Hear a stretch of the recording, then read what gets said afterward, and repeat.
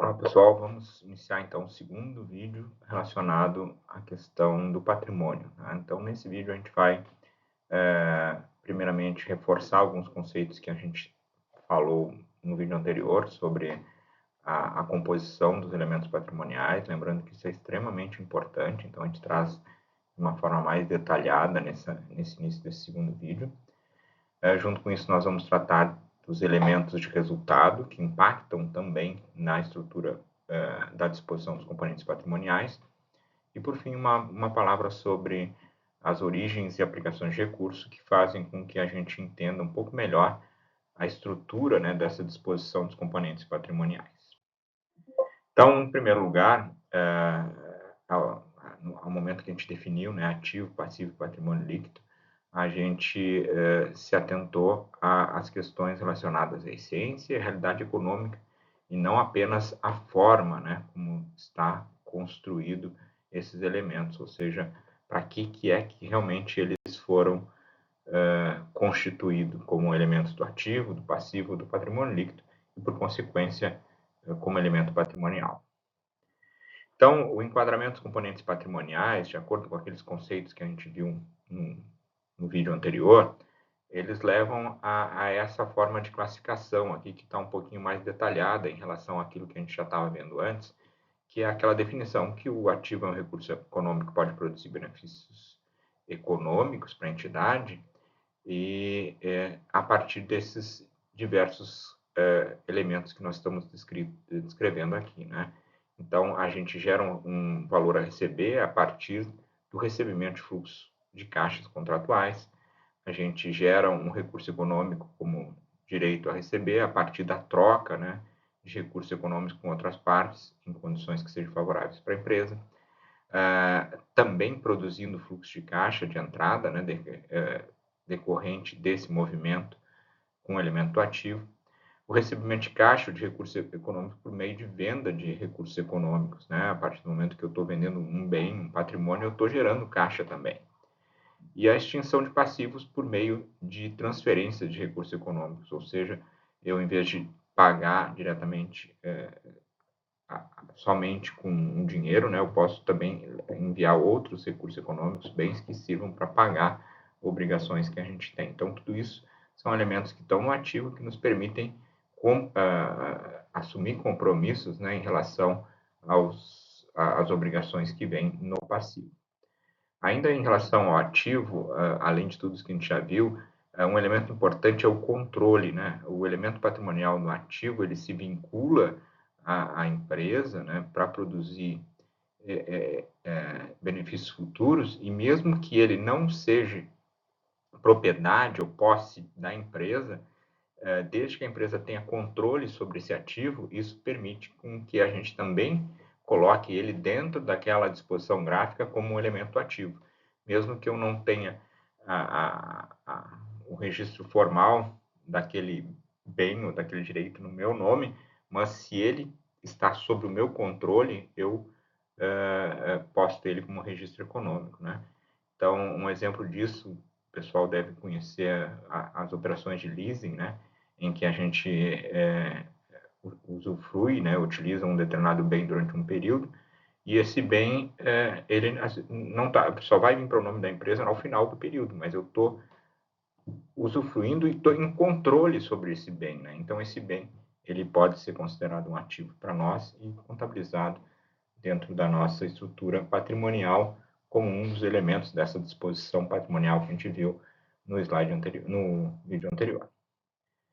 Em relação ao passivo, né, a gente tem ainda as características que são essenciais ao componente do passivo, ou seja, a caracterização da obrigação que eu tenho de transferir um recurso, né, para uma outra parte, que leva aqueles 3 critérios que a gente tinha comentado e que aqui a gente fala de uma forma mais detalhada, em que o primeiro critério, né, seria esse da característica de ser uma obrigação de transferir um recurso econômico, a obrigação seja transferida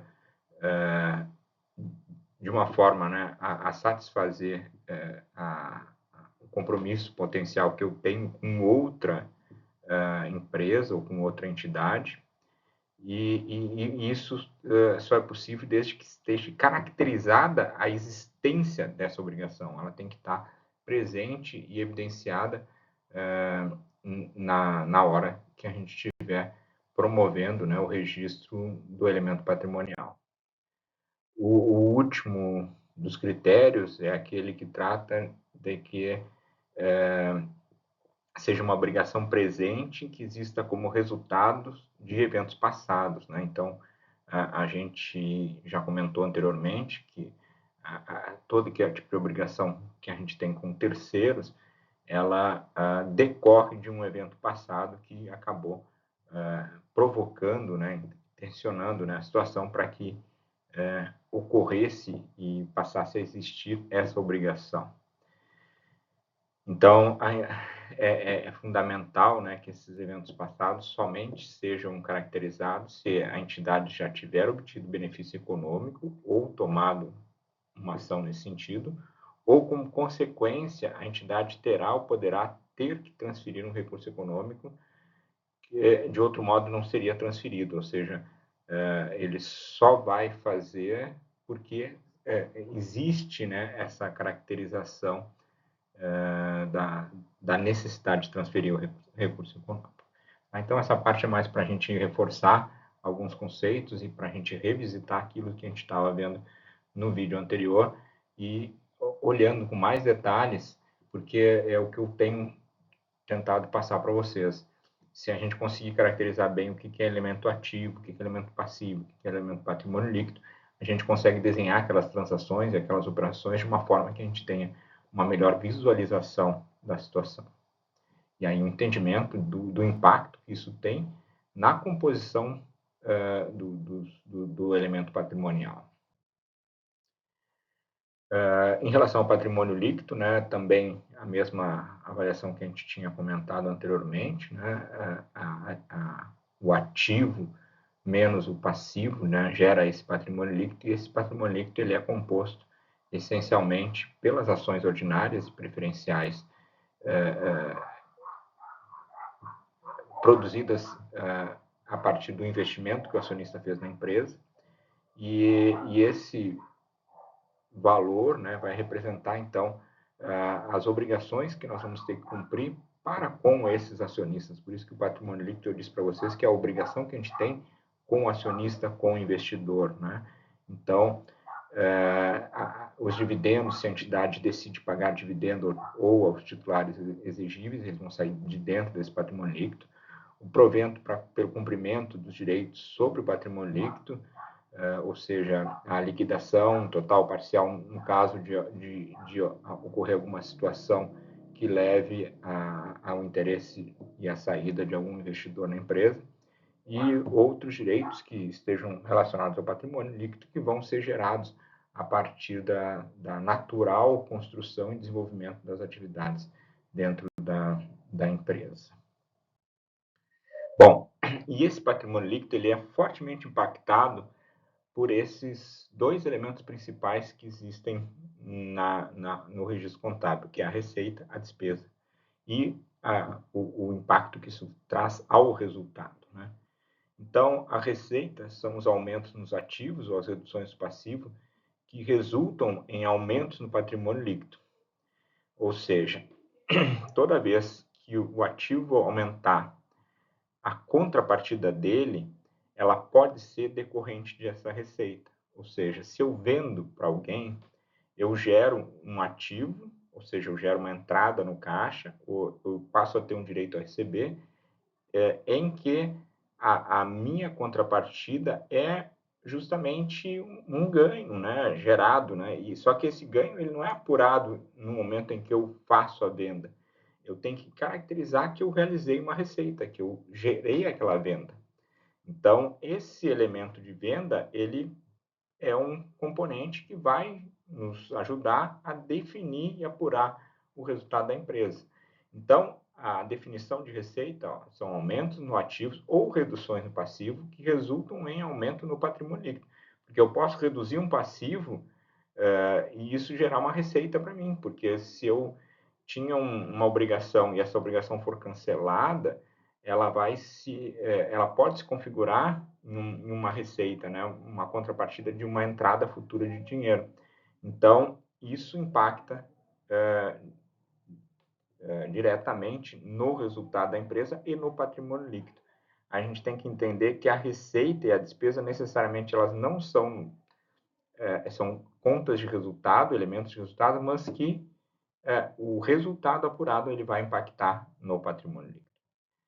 De outro lado, a gente tem a despesa, né, que aí ela é o inverso, né, a redução de um ativo ou aumento de um passivo, ele gera, então, a possibilidade de criação de uma despesa, né?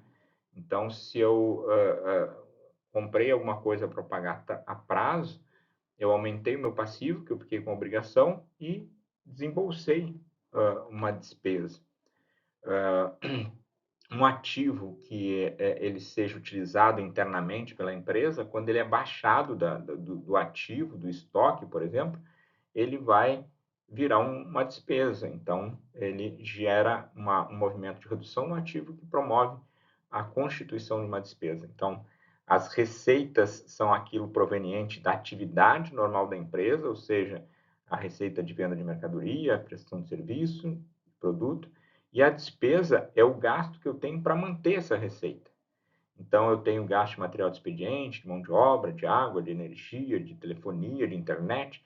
São tudo gastos que eu preciso ter para que a empresa possa existir e funcionar e para que aquelas receitas de venda de mercadoria, de produtos, de serviços possam efetivamente ocorrer.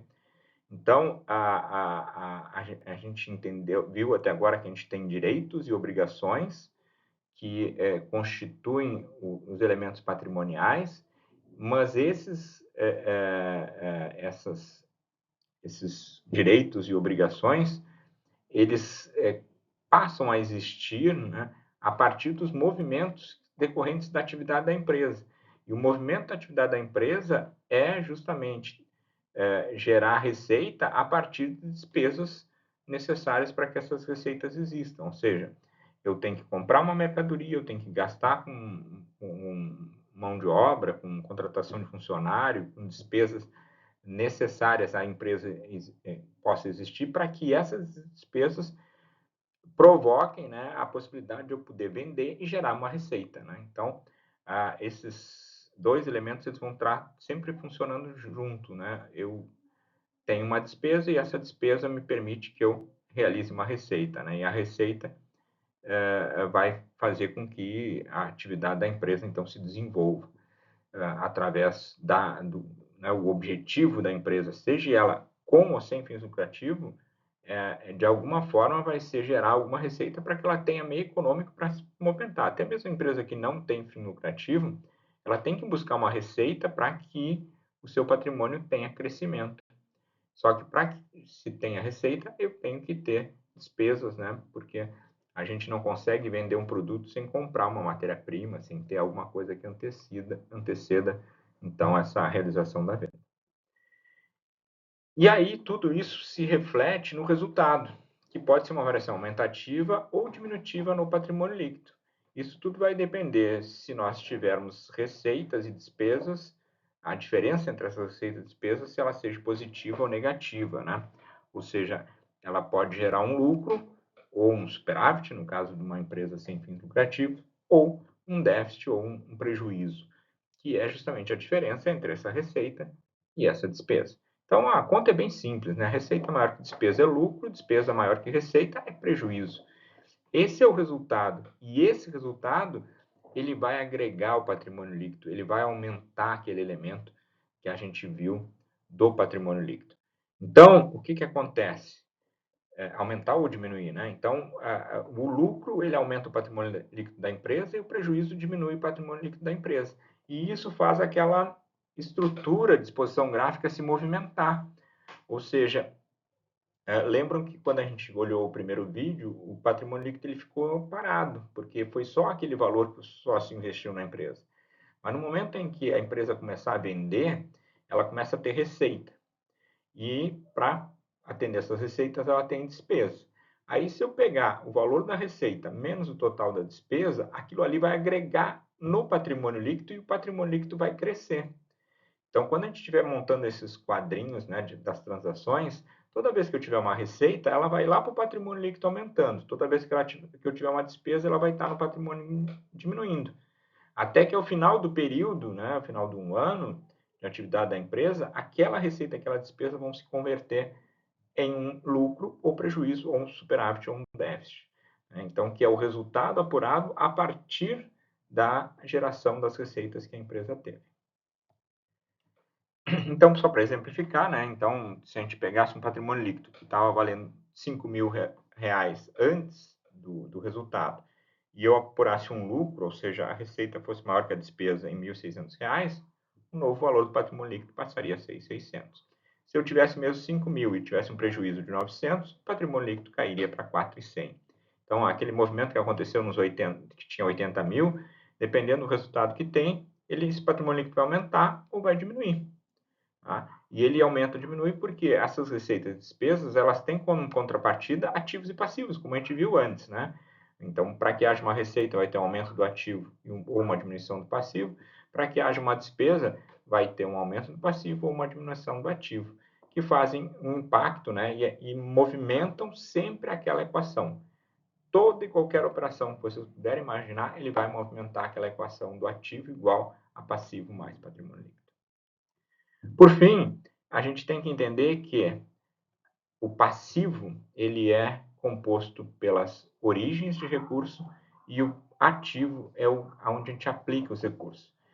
Por que eu digo isso? Porque toda vez que um fornecedor nos concede prazo, na verdade ele está é como se ele estivesse nos emprestando um dinheiro, né? É um valor que eu não tinha, que eu passo a ter porque esse fornecedor me entregou um produto. Ele me entregou um produto, esse produto eu não precisei pagar ainda, porque eu tive prazo. Então, eu não precisei desembolsar, então eu tenho dinheiro e tenho o produto junto. Então, por isso que eu digo que isso é uma origem de recurso, mesmo que eu tenha que pagar. Porque mesmo ela sendo, eu tendo que pagar, enquanto ela estiver comigo, que eu não tiver pago, eu estou usando um recurso de terceiro. A mesma coisa que quando eu pego um empréstimo no banco, até que eu pague o empréstimo, o dinheiro está comigo. Eu estou operando com esse dinheiro. Eu estou comprando mercadoria, estou vendendo e estou ganhando em cima desse dinheiro. Então, os terceiros são origens de recursos. E o sócio também é origem de recursos porque ele coloca o dinheiro na empresa quando ele compra as ações e empresa, uso ele para toda e qualquer atividade, para comprar, movimentar, e eu vou pagar o dividendo quando tiver lucro, quando não tiver não vou pagar, mas o dinheiro dele está dentro da empresa. Então, por isso que a gente diz que os recursos são originados do passivo, que são recursos terceiros, e do patrimônio líquido, que são recursos próprios. E tudo isso é investido no ativo, porque ele é investido em bens que são reinvestidos e reaplicados no negócio, tanto em bens como em direitos, né? Porque eu só consigo ter um direito a receber porque eu tinha um dinheiro que me proporcionou comprar uma mercadoria e depois vendê-la e gerar um valor a receber. Tá bem? Então, a relação entre origens e aplicações está nesse sentido. Quando eu olho a equação, aquela da disposição dos componentes patrimoniais, do ativo eu tenho as aplicações de recurso, e no passivo e patrimônio líquido eu tenho as origens de terceiros e as origens de capitais próprios. Muito bem, pessoal, essa é a nossa final da nossa segunda videoaula sobre o patrimônio, que fica à disposição para vocês entenderem e compreenderem, então, a importância da informação contábil para qualquer tipo de empresa. Abraço, pessoal, até mais.